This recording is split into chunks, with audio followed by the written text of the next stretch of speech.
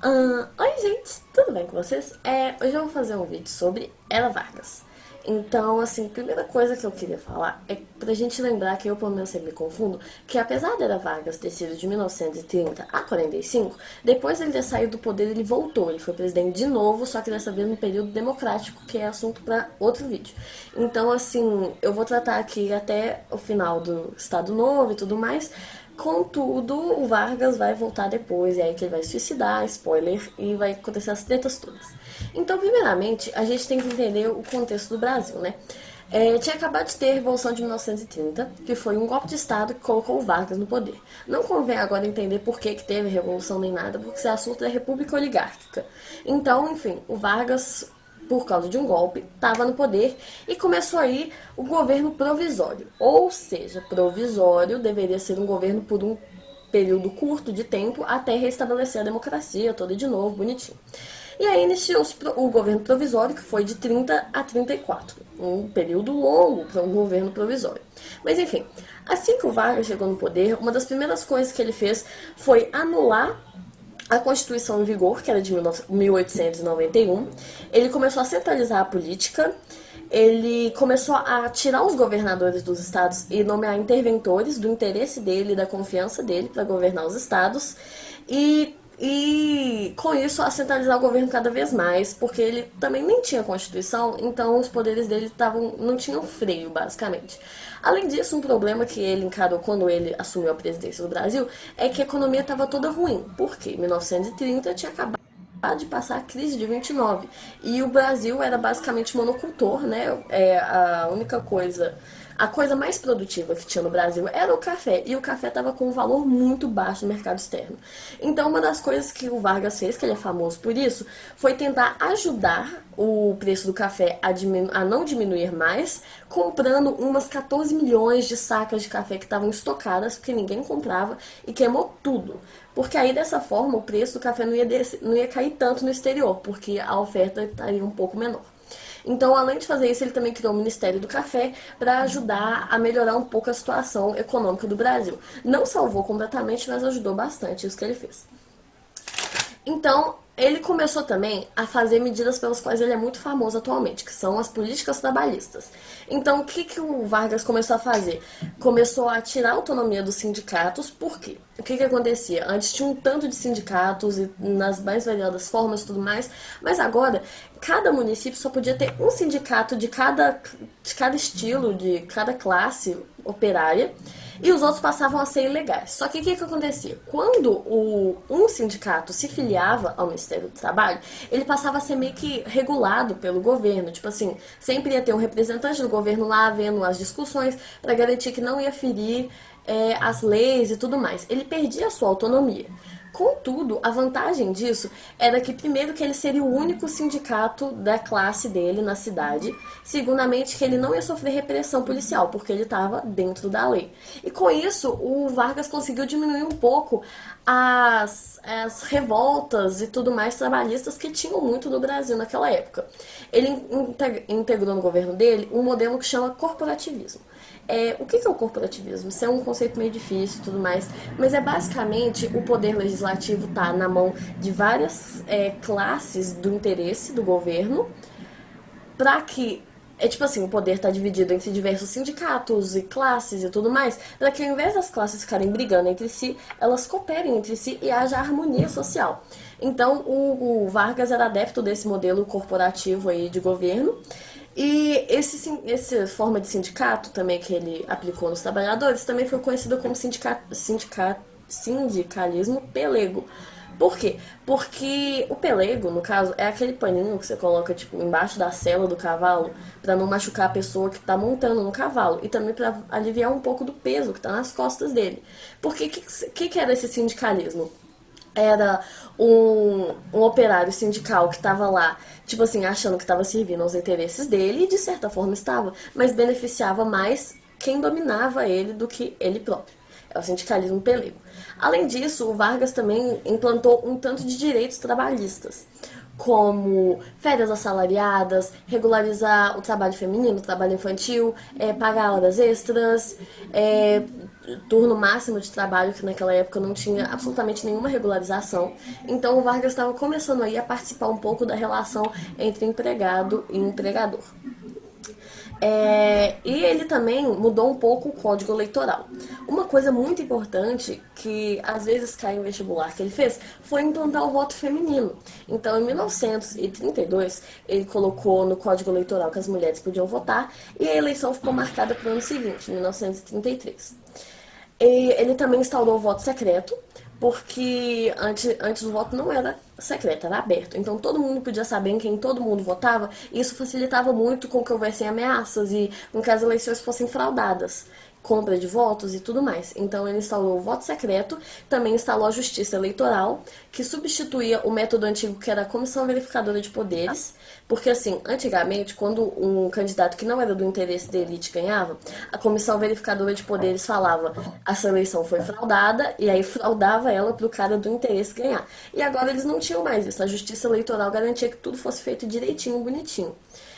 Contudo, principalmente, os paulistas estavam muito insatisfeitos com o Vargas. Por quê? Primeiramente, que ele deu um tanto de direitos para o trabalhador e nada para os burgueses e para a elite. Segundo, que ele tirou o governador de São Paulo e colocou um interventor que nem era paulista, e os paulistas estavam perdendo o poder deles, e as oligarquias paulistas estavam perdendo o poder delas. E além disso, com essa coisa toda de justiça eleitoral, o São Paulo não coordenava mais as eleições. Então, não era mais a galera do interesse deles que ganhava. Era tipo assim, a eleição agora era justa. E São Paulo estava muito revoltado com isso, não estava gostando do governo Vargas. Então eles fizeram uma coisa muito importante, que foi a Revolução Constitucionalista, em 1932. Que era um movimento pedindo para Vargas, para ele sair do poder e para fazer uma Constituição para o Brasil. Porque como não tinha Constituição, o poder dele era quase que ilimitado. E eles queriam uma Constituição, porque o governo era provisório e já estava durando aí 2 anos. Então, a elite paulista, coordenada pelo PRP e o PD, o PRP é o Partido Republicano? Partido Republicano Paulista, e o PD é o Partido Democrático. Então, eles estavam aí coordenando todo esse movimento. A Revolução Constitucionalista foi por causa desse descontentamento das elites e tal, com a situação que estava. E também foi um momento importante porque os paulistas realmente pegaram em armas para lutar contra o governo na Revolução Constitucionalista de 1932. Então, assim, os conflitos duraram 3 meses, depois os revoltosos tiveram que se entregar. Mas mesmo assim, essa revolução foi muito importante, porque com esse movimento todo, Vargas não pôde voltar atrás na decisão dele de convocar uma Assembleia Constituinte.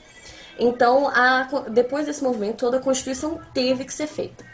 Além disso, uma parte dos revoltosos criou também uma organização civil que se chamava MMDC, que eram as iniciais de Miragaia, Martins, Drauzio Camargo, que eram 4 estudantes que morreram em conflitos de rua com a polícia em São Paulo. Então esses 4 caras viraram tipo símbolo da repressão policial e foram usados como símbolo de todo esse movimento constitucionalista. Então, assim, depois desse movimento todo, o Getúlio chamou uma assembleia para fazer a Constituição. As pessoas elegeram aí os deputados e pessoas que queriam que fizesse a Constituição. Inclusive, uma mulher chamada Carlota Queiroz foi a primeira mulher eleita no Brasil para algum cargo político e ela participou da elaboração da Constituição. É um pouco de detalhe, mas se aparecer Carlota Queiroz, pode.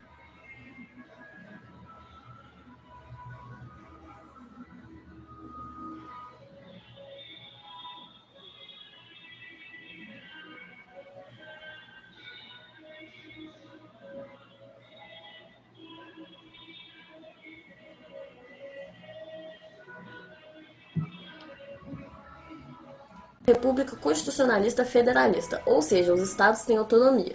O que é muito contrário ao que o Vargas pensava, porque ele não queria que os estados tivessem autonomia, ele queria um estado mais centralizado. Contudo, com várias manobras, ele conseguiu limitar a autonomia dos estados. Então, muitas vezes, os livros nem trazem essa definição do Brasil como federalista, porque chega a confundir muitas pessoas, porque os estados, mesmo sendo federalistas, eles não tinham quase nenhuma autonomia. A Constituição também ela tinha tendência liberal. Ela garantia os direitos trabalhistas, que o Vargas já tinha feito antes, o Ministério do Trabalho, os direitos para os trabalhadores, o sindicalismo pelego e tudo mais. Manteve também o voto secreto e o voto feminino e tendeu a nacionalizar alguns setores da economia. Então, algumas empresas foram nacionalizadas e algumas coisas assim. E, além disso, a Constituição declarou que o presidente seria eleito pelo povo e tudo mais. Porém, eles definiram que a primeira eleição presidencial seria indireta, ou seja, não seriam as pessoas que iam votar no primeiro presidente, e sim a própria Assembleia que fez a Constituição. Então, eles elegeram o Vargas como o primeiro presidente do Brasil e começou aí o governo constitucional. Então, o que aconteceu? O governo constitucional foi marcado por uma grande polarização ideológica internacional. O que é uma polarização ideológica internacional? É porque nessa época, aí nos anos 30 e tudo mais, o mundo estava muito dividido entre regimes de extrema direita, como o fascismo e o nazismo, que vai aparecer daqui a pouco, e regimes de extrema esquerda, que era o comunismo que estava tendo lá na Revolução Soviética. Então, isso abriu espaço para a criação de dois movimentos, dois partidos brasileiros que eram extremamente contrários e representavam muito bem essa polarização, essa bipolaridade que estava acontecendo no mundo. Não só no Brasil, mas também na Europa, nos outros países da América do Sul e tudo mais. Esses dois partidos eram a A e B e a ANL. A A e B, se te ajudar, A e B é Bia, ao contrário.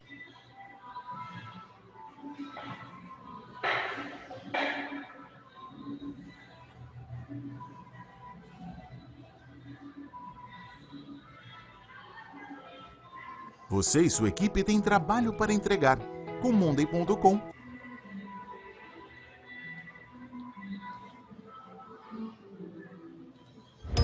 Construir a presença online da sua empresa demanda esforço. E quando ela está pronta para conquistar o mundo, é aí que o Google Ads te ajuda. Digamos que você seja uma marca de moda online, com os chapéus mais... Eu não sei porquê, mas isso me ajuda a lembrar o nome. Fica aí uma dica.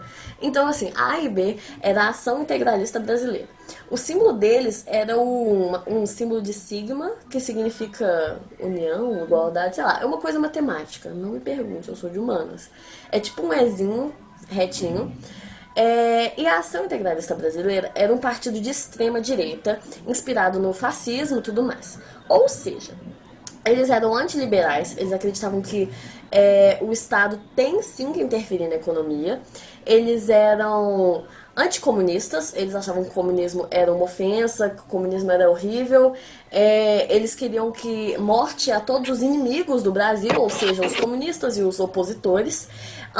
Eles também acreditavam num partido único, eles acreditavam no Estado controlando os meios de comunicação, no culto ao líder. Era basicamente o fascismo no Brasil. E além disso, a AIB também era adepta aos princípios mais conservadores da Igreja Católica. Eles eram muito católicos.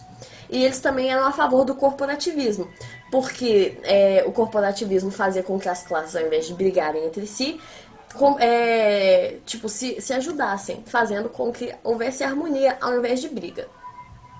E, extremamente contrário à A e B, que é a Ação Integralista Brasileira, tem a ANL, que é a Aliança Nacional Libertadora, que eles são de esquerda. Então, eles são liberais, eles são do PCB, que é o Partido Comunista Brasileiro, que estava meio que ilegal nessa época, que por muitos anos, na maior parte da história do PCB, ele era um partido ilegal.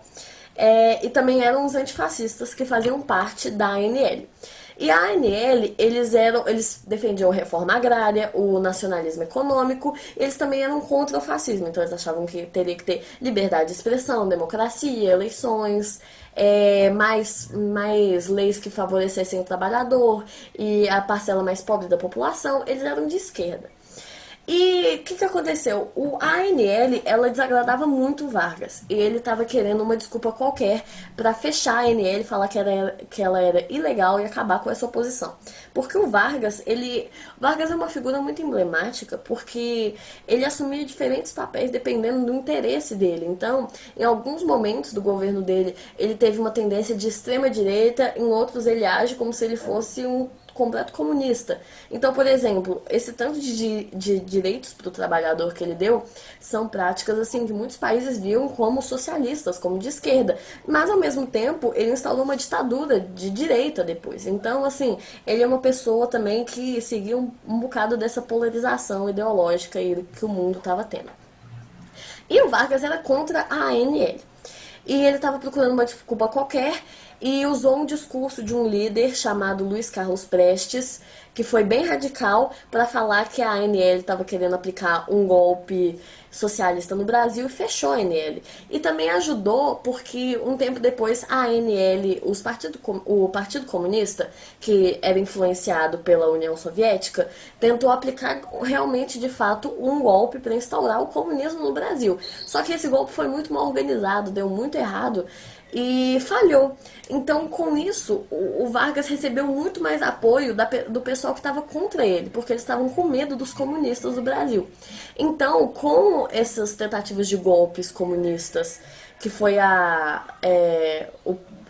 essas tentativas de golpes comunistas e o fechamento da ANL, o Vargas pôde aumentar ainda mais a repressão sobre a oposição. Então, a ANL já não existe mais, o Partido Comunista é proibido e o Vargas está aí contra os opositores, de olho em qualquer um que seja contrário ao governo dele. Além disso, ele começou a centralizar ainda mais o poder na figura dele e ainda aconteceu o chamado Plano Cohen. O que ocorreu? O Vargas descobriu o Plano Cohen, que era um plano dos comunistas de fazer uma super revolução comunista no Brasil. Esse plano é falso, mas quando o Vargas descobriu, ele usou isso como desculpa para aplicar um golpe no Brasil e tornar o Brasil uma ditadura. Então, com esse Plano Cohen, ele falou que os comunistas estavam ameaçando o Brasil, que ele precisava fazer um governo mais centralizado, aplicou um golpe de Estado e assim começou o Estado Novo, que foi a ditadura varguista aqui no Brasil. Então, o Estado Novo, que foi o período de 1937 a 1945, foi quando o Brasil foi uma ditadura governada pelo Vargas. O que aconteceu?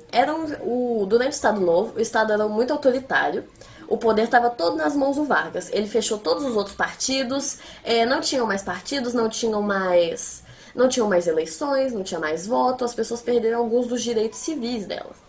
E ele fez uma nova Constituição, a Constituição de 1937, que também é conhecida como polaca. É uma curiosidade interessante, porque a Constituição ela era conhecida como polaca, tanto porque ela tinha sido inspirada na Constituição da Polônia, tanto porque as prostitutas brasileiras eram conhecidas como polacas, era tipo um apelidinho delas, assim, porque muitas eram europeias. E falar que a Constituição era polaca era ao mesmo tempo uma ofensa, uma forma de se xingar a Constituição, porque ela era extremamente autoritária. Então, ele fez aí a Constituição de 1937, a Constituição polaca, que extinguiu o legislativo, ou seja, agora não tem mais partidos, não tem mais votação, não tem mais eleição. Ele nomeou interventores para os estados, então agora os estados são governados por gente da confiança do Vargas, fiéis ao Vargas. Ele começou a controlar ainda mais os movimentos operários e extinguiu o federalismo no Brasil. Então, os estados que tecnicamente tinham liberdade, agora já não tem mais nada. E, além disso, o Vargas continuou mexendo na política trabalhista dele, inserindo ainda mais o corporativismo e valorizando o trabalhador nacional, porque ele estava diminuindo a quantidade de estrangeiros que vinham trabalhar aqui no Brasil para valorizar os brasileiros e tudo mais.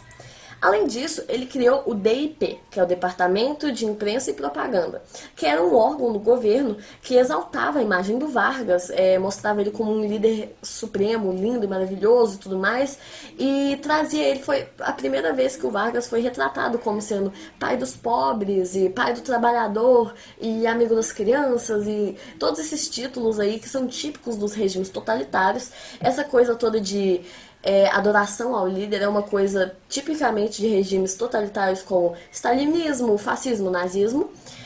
E além disso, o Departamento de Imprensa e Propaganda, ele censurava filmes e livros e jornais que eram contrários ao regime e faziam propaganda do modelo do regime aí do Vargas. Além disso, o Vargas também investiu na economia.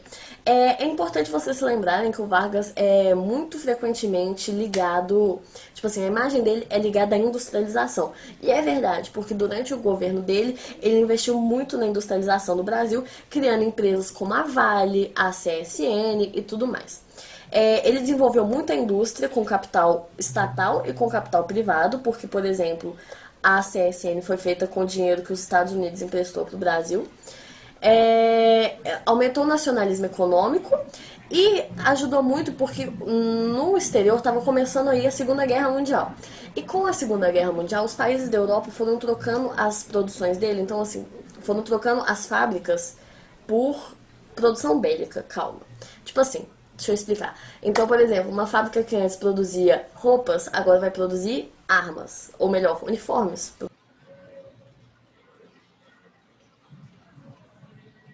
Há mais de 10 anos atrás, eu precisava de um produto para ajudar a minha irmã Estela, o Teratox. Mas esse produto não era vendido aqui no Brasil, então eu para os soldados. Então, com isso, o Brasil ficou com um pouco mais de dificuldade de exportação. E isso fez com que o Vargas tivesse mesmo que investir mais na indústria. Isso ajudou muito o Brasil a ser um pouco mais independente dos outros países e desenvolver a indústria dele por aqui. Além disso, nessa época, como eu falei, estava tendo aí a Segunda Guerra Mundial.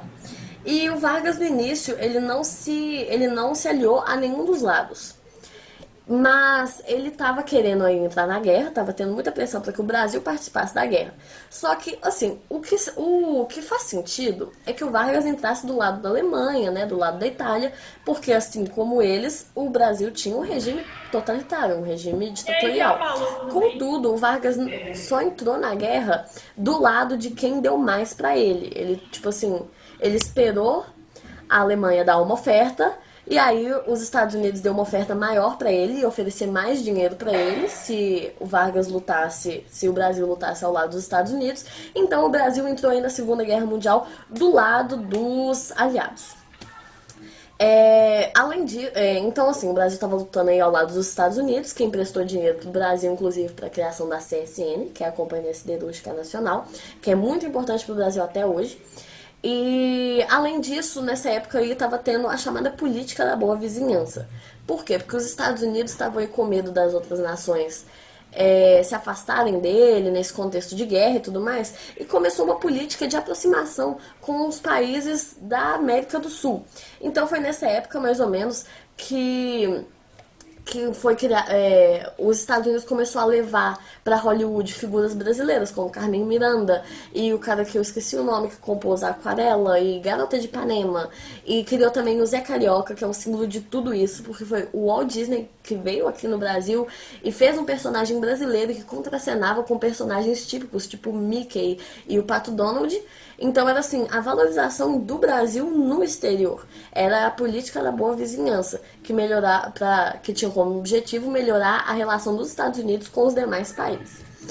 E além disso, como o Brasil estava participando na Segunda Guerra Mundial, teve a criação da FAB e da FEB, que é a Força Aérea Brasileira e a Força Expedicionária Brasileira, que eles lutaram aí na guerra ao lado da Itália, quando a Itália mudou de lado na Segunda Guerra Mundial, e ajudaram aí na vitória da Segunda Guerra. Contudo, nessa época, apesar do Brasil estar aí no lado vencedor da Segunda Guerra, o Estado Novo entrou em crise. Por quê? Porque era uma grande ironia a situação que o Vargas estava inserido.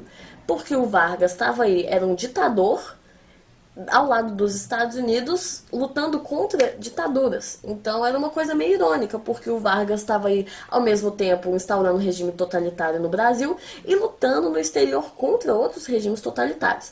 Então isso fez com que o Vargas perdesse um pouco do apoio dele. Além disso, isso fez com que também ele fizesse voltar à liberdade partidária. Então, antes não tinham mais partidos no Brasil, agora tem 4, que é a UDN, o PSD, o PTB e o PCB. O PCB voltou para nós. O PCB, o Partido Comunista Brasileiro, PTB, o Partido Trabalhista Brasileiro. Observação, não confundam o PTB com o PT. O PT, que existe atualmente, não existia naquela época. O PTB é o Partido Trabalhista Brasileiro, o PT é o Partido dos Trabalhadores. Então, os 4 partidos que passaram a existir, o PCB, Partido Comunista Brasileiro, PTB, Partido Trabalhista Brasileiro, a UDN, que é a União Democrática... A UDN e o PSD, que é o Partido Social Democrático. A UDN, depois eu me lembro o que ela significa, daqui a pouco me vem um insight. E, além disso, tinham eleições marcadas para o final do ano, para o final de 1945. Só que muitos trabalhadores estavam relacionando os direitos que eles tinham ganhado à figura do Vargas. Ou seja, eles estavam achando que se o Vargas saísse do poder, eles iam perder todos os direitos que eles tinham ganhado. E isso fez com que começasse o movimento queremista, que eram grandes manifestações populares onde as pessoas falavam: nós não queremos novas eleições, nós queremos o Vargas no poder. Mas então as pessoas entenderam que o fato as leis trabalhistas continuarem consolidadas no Brasil não dependia do Vargas continuar no poder, e sim delas entrarem para a Constituição. Então, eles queriam o Vargas no poder, mas num presidencialismo constitucional. Então, teve aí o movimento queremista, contudo, as pressões dos contrários ao Vargas estava muito grande e os militares interviram e aplicaram um golpe que tirou o Vargas do poder.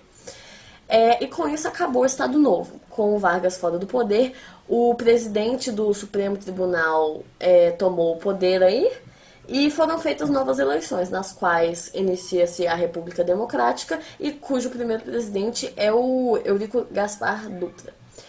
Então, com isso terminou o Estado Novo e é só isso, gente. Não se esqueçam de marcar um... Gente, a gente clica no link e volta.